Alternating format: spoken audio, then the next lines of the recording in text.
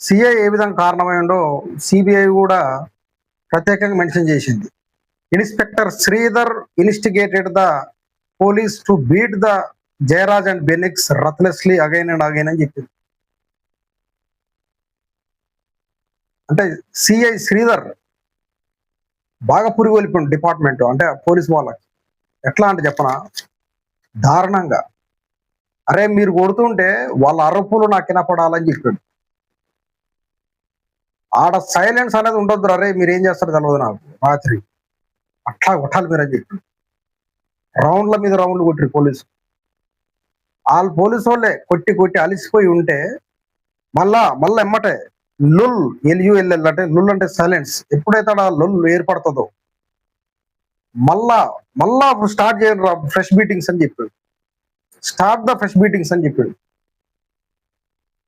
మళ్ళా కుట్రు, దారుణంగా కుట్రని చెప్పాడు. అరే ఎందుకు రాడ పైన నాకు వినపడతలేవు సౌండ్, వాళ్ళ అరుపులు నాకు వినపడతలేవు, మళ్ళా స్టార్ట్ చేయర్రా పైన అని చెప్పి తెల్లవార్లు కొట్టించుండు. రాక్షసంగా, దుర్మార్గంగా, ఒక దుష్టునిలాగా. వాడంత దుర్మార్గుడు ఇంకో లేడు. వీని వల్లనే వాళ్ళు చచ్చారు. లేకపోతే మామూలుగా పోలీసు వాళ్ళు కొట్టకాడు కొట్టి ఆడ వాళ్ళు అడ్డం పడగానే వెళ్ళిపోతారు వాళ్ళు మామూలుగా. మళ్ళీ ఆ జోలికి రారు. ఇక ఆడ మళ్ళీ స్టేషన్ బయటికి పోయే వరకు రారు బేసికల్ గా. ఈ సిఐ దానికి వాళ్ళు చేసింది ఇప్పుడు ఏమైందంటే, ఏ స్టేషన్లో అయినా కానీ ఒక మంచి పోలీసు వాడు ఉంటాడండి, ఇద్దరు ముగ్గురు. ఇలా దరిద్రం ఏం జరిగిందంటే, ఆ ఎస్ఐ రఘు గణేష్ సైకో, బాలకృష్ణను సైకో, ఈ శ్రీధరు ఇన్స్పెక్టర్ పెద్ద సైకో. ఈ ముగ్గురు పెద్ద అధికారులు సైకోలు ఉండడం వల్ల వాళ్ళ ప్రాణాలు తొందరగా పోయినాయి. ఇంకా నేను సిఐ చేసినటువంటి ఈ పురిగొల్పడం వల్లనే చచ్చిపోయిన వాళ్ళు తొందరగా చచ్చిపోయారు వాళ్ళు. అంతటి దుర్మార్గుడు ఈ సిఐ. బూటకాలతో తొక్కుతూ గంటల తరబడి వంతులుగా కొట్టిర్రు వాళ్ళని. వంతులుగా గంటల తరబడి కొట్టిర్రు. నువ్వు ఎంతసేపు కొట్టు, నువ్వు ఎంతసేపు కొట్టను. 8:30 మొదలైతే కొట్టుడు 2:30, 3 అయింది రాత్రి. ఇంత దారుణంగా కొట్టేసారు. తెల్లారి వీళ్ళని కోర్టుకి తీసుకెళ్ళాలి కదా, అమ్మటే ఆ దెబ్బలు కనపడొద్దని చెప్పి, అంటే 20వ తారీఖు జూన్ 2020, అంటే తెల్లారి అదే రోజుగా 20వ తారీఖు, అంటే 19వ తారీఖు తర్వాత 20 కదా, 20వ తారీఖు నాడు గవర్నమెంట్ హాస్పిటల్కి తీసుకెళ్ళి, అప్పుడు గవర్నమెంట్ డాక్టర్ చెప్తాడు, సార్ వీళ్ళకి బాగా బ్లీడింగ్ అయింది, ఆ బ్లడ్ చూస్తే నాకే భయం అవుతుంది, ఫిట్నెస్ వేయలేండి సార్ అంటే, వీళ్ళు మేనేజ్ చేసి ఫిజికల్ ఫిట్నెస్ సర్టిఫికేట్ తెప్పిస్తాడు డాక్టర్ నుంచి. అతను ఏం చేస్తాడు, ఇంటికా నుంచి ఒక 5-6 లుంగీలు తెమ్మని పోలీసు వాళ్ళని పంపిస్తారు. ఇంటికి పోయి 5-6 లుంగీలు తీసుకొస్తారు. ఆ ఇంటి వాళ్ళకి అర్థం కాదు, వీళ్ళు ఇంటికి వచ్చారు ఎందుకు లుంగీలు తీసుకపోతారు అని. తర్వాత చెప్తారు వీళ్ళు.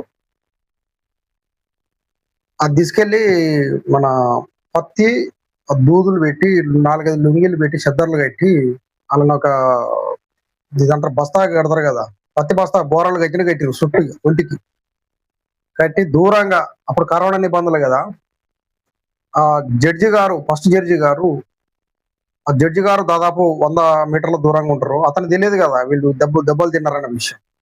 కరోనా టైం కాబట్టి డాక్టర్ ఇచ్చిన ఫిజికల్ సర్టిఫికేట్ ఉంది సార్ అని చెప్పగానే ఆయన దూరం నుంచే ఇట్లా అంటాడు, అలా జైలుకి తీసుకెళ్ళని చెప్తాడు.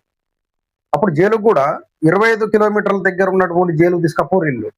లోకల్ డిస్టిక్ జైలు కాకుండా ఎక్కడో ఈ మన 110 కిలోమీటర్ల దూరం ఉన్నటువంటి కోవిల్పట్టి అనే జైలుకు తీసుకెళ్ళి ఆడ అందులో రిమాండ్ చేస్తారు వీళ్ళని. ఇక్కడైతే ఏంటంటే ఆలీళ్ళు వస్తారు కదా, జనాలు పక్క షాప్ వాళ్ళు వస్తారు కదా, ధర్నా చేస్తారు ఆ భయంతో. అప్పటికే 110 కిలోమీటర్ల దూరం పోయేసరికి వీళ్ళు ఇంకా సిక్ అయిపోయారు. ఆడ జైలు పోగానే ఒక్కసారి కళ్ళు తిరిగి అడ్డం పడిపోతారు. అడ్డం పడిపోగానే ఆ పోలీసు వాళ్ళు, అంటే జైలు ఉన్న పోలీసులు, జైలర్లు తీసుకెళ్లి లోకల్ హాస్పిటల్ వేస్తే అక్కడ ట్రీట్మెంట్ పొందుతూ హార్ట్ ఫెయిల్యూర్ తోటి అండ్ వైరల్ ఫీవర్ తో తండ్రి కొడుకులు ఇద్దరు ఒక రోజు 22వ తారీఖు కొడుకు, 23వ తారీఖు తండ్రి చనిపోతారు. ఆ తండ్రి చనిపోయిన తర్వాత ఒక్కసారే పోలీసులను అడుగుతారు వచ్చి జనాలు, ఏంటంటే మీరు పోయేటప్పుడు మంచిగానే ఉన్నారు కదా, ఏం జరిగింది ఇదంటే, వాళ్ళే కొట్టుకోరు. రిపోర్ట్ రాస్తారు ఇక పోలీసులు. ఎవరు రాస్తారు తెలుసా? ఆళ్ళే జైలు మీ సెల్లులు వేసినప్పుడు బాగా కొట్టుకుర్రు తండ్రి కొడుకులు. మేమే ఇంకా తీసుకెళ్ళి హాస్పిటల్ జాయిన్ చేస్తే వాళ్ళు మరణించిర్రని చెప్తారు. పోలీసుల మీద ఏది రాకుండా. వాళ్ళట్లా రాస్తారు ఆళ్ళు.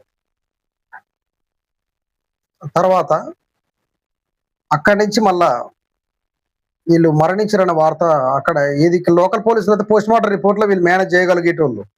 కానీ అది కోయిల్పట్టి దూరం కొన్నిసార్లు ఎంత ఎవరైనా గానియండి, మూర్ఖంగా గాని, తెలివిగా చేస్తారో తెలియదు గానీ, ఖచ్చితంగా దేవుడంటోడు ఉంటాడండి. ఇలాంటివి పట్టేయడానికి. ఈ లోకల్ డాక్టర్ అయితే పోస్ట్‌మార్టం రిపోర్ట్ ఈళ్ళకి ఫేవర్‌గా రాసేటోడేమో మేబీ. ఆ కోయిల్పట్టిలో ఉన్నటువంటి పోస్ట్‌మార్టం చేసినటువంటి డాక్టర్ ఏం చేసిందో తెలుసా? యెస్. వీళ్ళు పోలీసులు కొట్టడం వల్లనే మరణించారు. ఈ పోలీసులు బాగా కొట్టడం వల్లనే వీళ్ళకి 22 దిక్కుట్ల దెబ్బలు గాయాలయ్యాయి అని ఒరిజినల్‌గా రాసి ఆళ్ళ ప్రెస్ వాళ్ళకిచ్చి పారిపోతాడాయన డాక్టర్. ఇక దీంతోటి మొత్తం వైరల్ అయిపోతది. సంచలనం అయిపోయింది ఈ కేసు. అక్కడ ఉన్నటువంటి సెలబ్రిటీస్ గూడా ఫస్ట్ ఒక సింగర్ ఒకామె ఈ వార్త తేవడంతోటి రజనీకాంత్ అందరు దిగుతారిగ. కమల్ హాసను మన హీరోలంటే పట్టించుకోరు గానీ, అక్కడ హీరోలు బాగా ప్రజాసేవ, ప్రజలకు సంబంధించి ఎక్కువ పట్టించుకుంటారు కాబట్టి పెద్ద ఉద్యమం లేపిరాడ. దాంతోటి సీబీసీఐడి పోలీసులు వాళ్ళని అరెస్ట్ చేసి, తర్వాత సీబీఐ ఎంక్వైరీ చేసి వీళ్ళని దోషులుగా తేల్చి కోర్టుకి రిమాండ్ చేసేస్తారు. 2020లో పోయినటువంటి ఈ సన్నాసులు మొన్న అంటే కోర్టుకు పోయినప్పుడు వీళ్ళకి మొన్న పడ్డది శిక్ష. ఉరిశిక్ష. మరి ఇన్నాళ్ళు టైం ఎందుకు పట్టిందో మరి వీళ్ళు ఏం మేనేజ్ చేసారో తెలియదు కానీ, ఆ మదురై బెంచ్ కోర్టు మాత్రం భద్రంగా వీళ్ళని ఎటు తప్పించుకోకుండా భలేగా మొత్తానికి వీళ్ళని దోషులుగా తేల్చే వరకు వదిలిపెట్టలేదు. సుమోటోగా తీసుకుంది ఈ కేసు. వేరే వాళ్ళ కాడ పోతే మళ్ళీ మిస్‌యూజ్ అయిద్ది ఉంటోటి. ఇది మిత్రులారా పూర్తి డీటెయిల్స్. ఇప్పటిదాకా మనము ఒక వెర్షన్ చూసాము. ఈ పార్ట్ 2లో మీకు సెకండ్ వెర్షన్ చెప్తున్నా. పోలీసుల గురించి చెప్తా నేను. ఇంకోటి పోలీసులు అనంగానే అందరూ నెగెటివ్ అనుకోవద్దండి. మంచి వాళ్ళు ఉంటారు. చాలా మంచి వాళ్ళు. కింది నుంచి పై స్థాయి అధికారి వాళ్ళకి మంచి వాళ్ళు ఉంటారు. ఎక్కడో ఒకలో ఇద్దరు ఇలాంటి వ్యక్తుల వల్ల డిపార్ట్మెంట్ మొత్తానికి మచ్చ తెస్తుర్రు. పోనీ లాకప్ డెత్ 2020లోనే ఇప్పుడు వీళ్ళ తండ్రి కొడుకులు చచ్చిపోయారు. ఆడికి ఆగిందా దేశంలో అంటే లాగలేదు. మనకి మరియమ్మ అనే ఒక సంఘటన జరిగింది మన తెలుగు రాష్ట్రం. Lockup death. కర్ణరాజేష్ అని ఇంకో ఇన్సిడెంట్ జరిగింది. Lockup death. ఇవి మారాలని ఇలాంటి మళ్ళీ ఇంకో జరగకూడదని ప్రభుత్వం కొన్ని కఠిన చట్టాలు తీసుకొచ్చి కఠిన నిర్ణయాలు తీసుకుంటే ఈ ఇన్సిడెంట్స్ ఇంకోసారి జరగకుండా ఉంటుందని నా ఒక ఆలోచన. ఓకే అండి.